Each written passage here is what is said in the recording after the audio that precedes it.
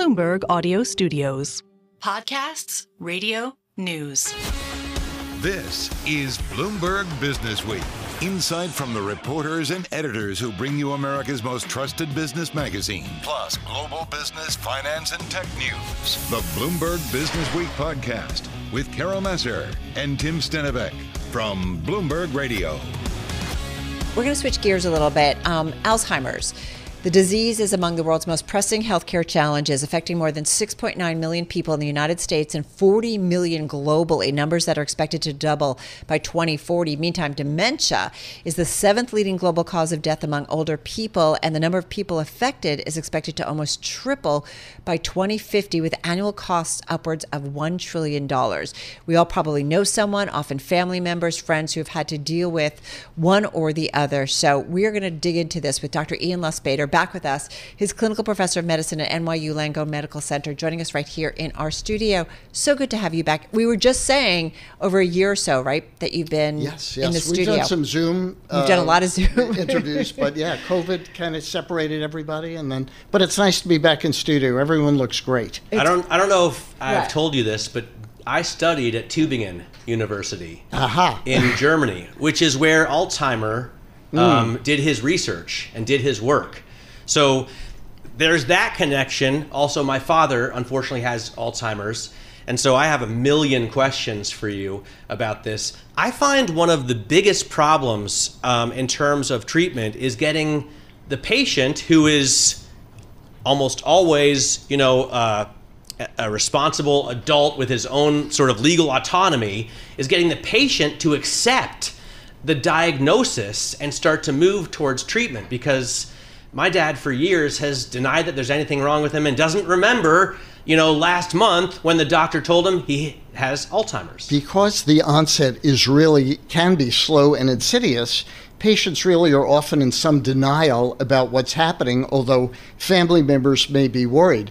But you're exactly right that typically as people get older, often they have normal signs of aging, which may be memory issues, but dementia, which is sort of a group, a syndrome of a number of different diseases like Alzheimer's, which is about 60 or 70% of dementias, Lewy body dementia, which often presents with personality change, the frontotemporal dementia that some of our stars, I don't know if I can mention, who are well known, Bruce Willis, and others, where they really have significant personality changes. So it's more than just subtle memory. Many patients say, I forget names, I can't remember people, I forget where my keys are, and they get panicky. But really, there's a broad spectrum of how dementia can present. Walking difficulties, and the problem is making a diagnosis early. It can be anything from metabolic problems, thyroid problems, brain tumors, increased pressure on the brain, viral diseases, HIV, Parkinson's, and we even see it in some of our fearless leaders who seem to have some cognitive change. So whenever someone has neurocognitive changes, memory typically, but problem solving, getting lost, things like that, you have to think about the diagnosis and then figure out through various tests, do they have it, and if so, what kind they have. But how can you, is a spinal tap the only surefire way? How can you make a conclusive diagnosis, just with sort of cognitive testing? Right, so typically we do cognitive testing, and sometimes you can make a clinical diagnosis. We often do brain imaging, so either a CT or a PET scan, which is positron emission, to look for decreased uptake. So like in frontotemporal dementias, there'll be decreased activity in the frontal and temporal part of the brain. Alzheimer's, you actually see brain shrinkage. And a lot of this is caused by these deposition of tau protein or beta amyloid. The normal proteins in the brain become dysfunctional and result in a lot of abnormalities. And some of the drugs are trying to target that.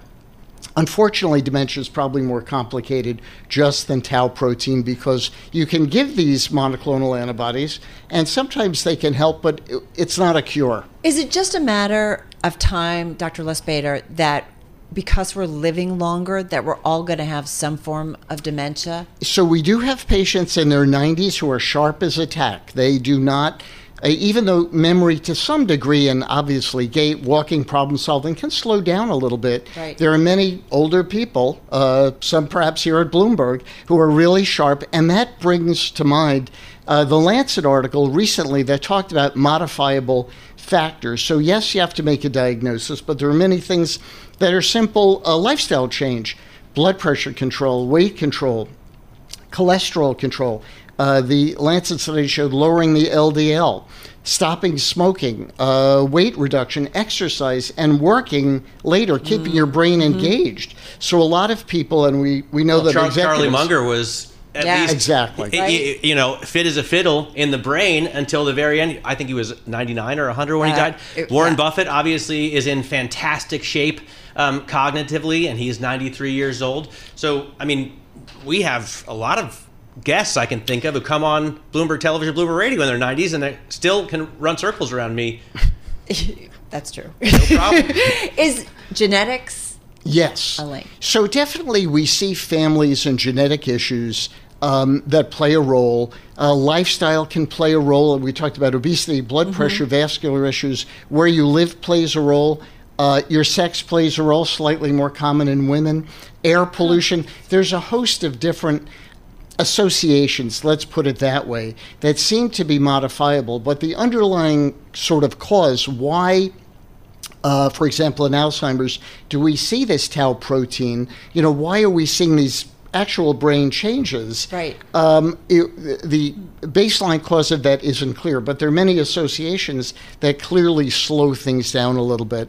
And there are otherwise healthy lifestyle changes that should be considered. And certainly people should see a neurologist. Often the primary care doc may say, well, you're exaggerating. It doesn't hurt to see a neurologist, get some studies to make sure there are no simple treatable causes like, an underactive thyroid. Well, I have to say I've heard something a little contrary to that recently with another patient whose diagnosis I follow in Canada. His neurologist was much more concerned about sort of the theoretical study of what was going on with him, and not as concerned with necessarily fixing the lifestyle issues that he had. It wasn't until he saw a psychiatrist, and this is an Alzheimer's patient I'm talking about, that he was prescribed drugs that really helped him live a slightly better life. Right.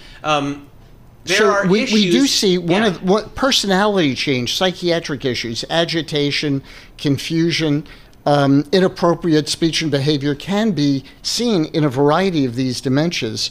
And some of the pills, like you mentioned donepezil or Aricept. Aricept is one and others, can certainly slow things down, slow the decline, reverse and cure. That we do not have yet. And that's the big, $1 billion or $1 trillion, right. Because as we age and more people, as you say, 6.9 million, probably going to get much higher as we get older. But it's the other costs, right? Who's going to care for people? Nursing homes, people can't care for themselves. They become really very dependent, and we don't have the resources to care for them. Do you ever think about the GLP-1 drugs in terms of that seem to be the miracle cure for everything? But if it, we are finding out that losing weight and being healthier, like obviously this leads to so many other health benefits. It's rather basic, but here we are. Right. I'm not aware of any specific studies, but for sure we see lower cardiovascular risk outcomes. The GLPs are great for weight. There are some obvious, risks and complications, but it definitely helps diabetes. It helps weight, cardiovascular outcomes, and may well reduce dementia. Dementia is sort of usually a somewhat slow process. So I think we need more studies for that.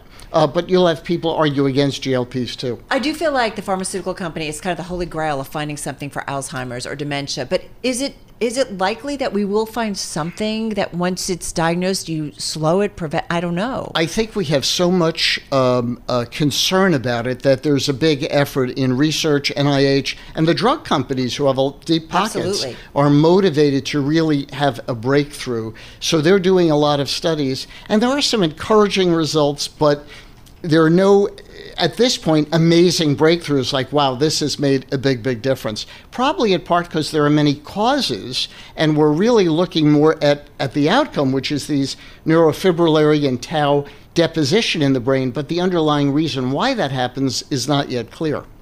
Do you have any other questions? I have a lot more. My mom sent me a whole list of questions. I'm going to ask them during the commercial break. No, okay. We have to run. Always good. Come back pleasure. soon. Thanks so much. Yeah, always feel like we learn a lot. It's just information that all of us can use. Be well. Have a great weekend. Look forward to next time. Dr. Ian Lustbader, clinical professor of medicine at NYU Langone Medical Center. This is the Bloomberg Businessweek podcast, available on Apple, Spotify, and anywhere else you get your podcasts. Listen live weekday afternoons from 2 to 5 p.m. Eastern on Bloomberg.com, the iHeartRadio app, TuneIn, and the Bloomberg Business app. You can also watch us live every weekday on YouTube and always on the Bloomberg Terminal.